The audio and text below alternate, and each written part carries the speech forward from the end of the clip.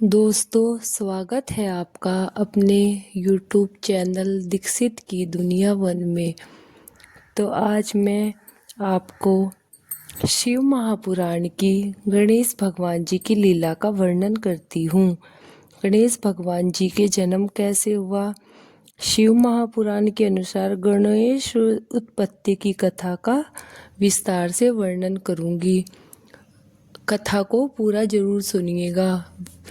विघ्नहर्ता गणेश भगवान जी की कथा प्रारंभ करते हैं। उससे पहले अगर आप चैनल पर नए हो तो प्लीज़ चैनल को लाइक, शेयर और सब्सक्राइब कर दीजिए। कथा प्रारंभ। शिव महापुराण में भगवती पार्वती जी की दो सखियाँ थी, एक जया और एक दूसरी विजया। उन्होंने माँ पार्वती से कहा, हे सखी, ये सभी रुद्रगण हैं जो प्रभु की आज्ञा में सदैव तत्पर रहते हैं। असंख्य गणों में भी हमारा कोई नहीं है। ये सभी रुद्रगण शिवजी की अनन्य भक्ति के कारण ही यहाँ उपस्थित हैं। वे सभी हमारे साथ हैं, परंतु आप हम सभी के लिए भी एक गण की रचना कर दीजिए।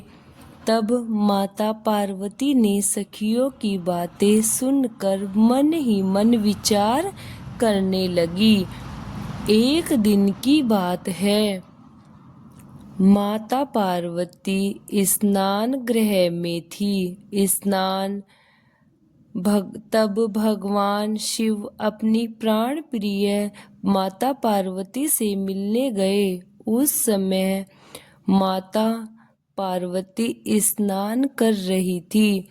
नंदी ने भगवान शिवजी से निवेदन किया, परंतु नंदी के निवेदन को अनदेखा कर भगवान शिवजी सीधे स्नान गृह में चले गए। माँ पार्वती यह देख मन ही मन बहुत खुश हुई और चकित हो गई। तब माता जी ने मन ही मन यह विचार किया कि मेरी सखियाँ जया और विजया ठीक ही कह रही हैं। यदि शिव भगवान शिव प्रियो ने मन ही यह विचार किया, यदि द्वार पर मेरे कोई गण होता तो मेरे प्राण प्रिय स्वामी नहीं आ पाते। इन गणों पर मेरा संपूर्ण अधिकार नहीं है।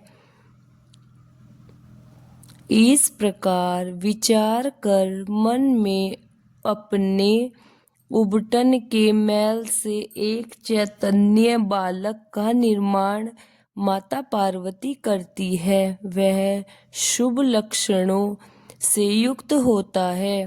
उसके सभी अंग दोष रहित एवं सुंदर थे।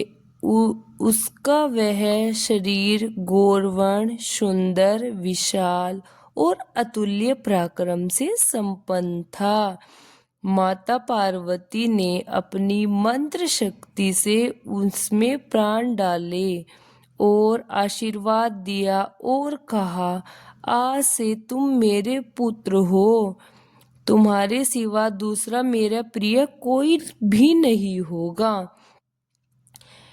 इस चैतन्य रूप बालक ने माँ भगवती को प्रणाम किया और कहा, माता, मैं आपका प्रत्येक आदर्श स्वीकार करता हूँ।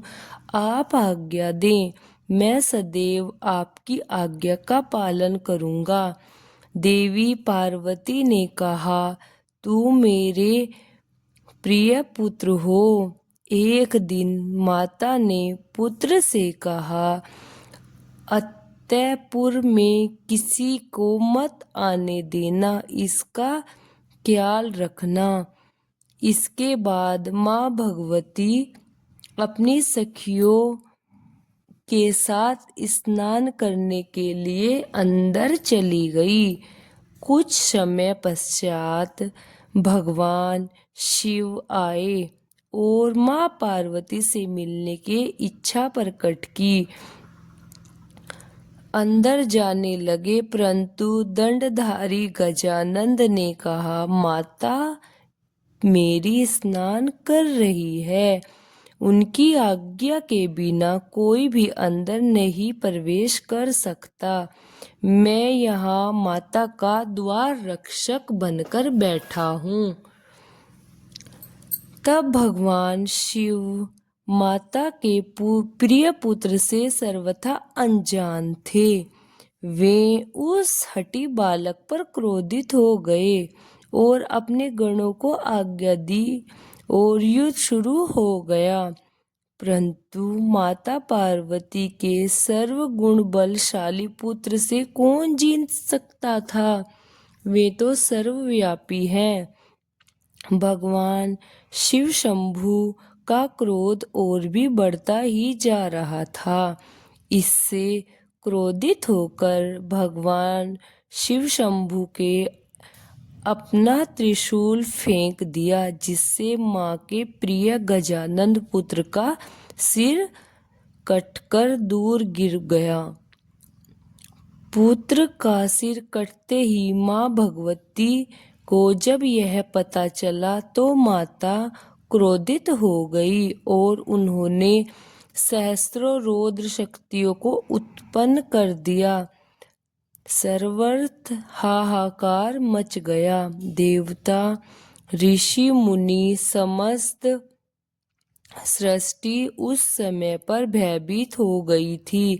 माता का यह प्रकाल रूप देखकर सब भयभीत हो गए थे। देवता, ऋषि, मुनि, देवताओं, गण, सप्त ऋषियों ने माता भगवती की स्तुति करने लगे, जिससे करुणामयी मां भगवती के क्रोध शांत करने के लिए भगवान शिव ने समस्त देवताओं से कहा, तुम सब देवता उत्तर दिशा की ओर चले जाओ। जो भी वाजिक मिले और अपनी पुत्र से मुख मोड़कर लेटी हो, उसी बालक के शीश को ले आइए। तभी सब देवता उत्तर दिशा की ओर प्रस्थान कर गए। उत्तर दिशा में कुछ ही दूरी पर जाते ही एक गज हाथी मिला, जिसके एक ही दंत था। उसका धड़ देवतागण ले आए तथा अभिमंत्रित जल से छींटा देकर देवादिदेव महादेव ने उनका सिर गजानंद का बालक के ऊपर लगा दिया। बालक में चेतना आ गई। उस समय की शोभा अत्यंत निराली थी। चारों ओर खुशहाली का माहौल हो गया। इसका वर्णन करना दुर्लभ है।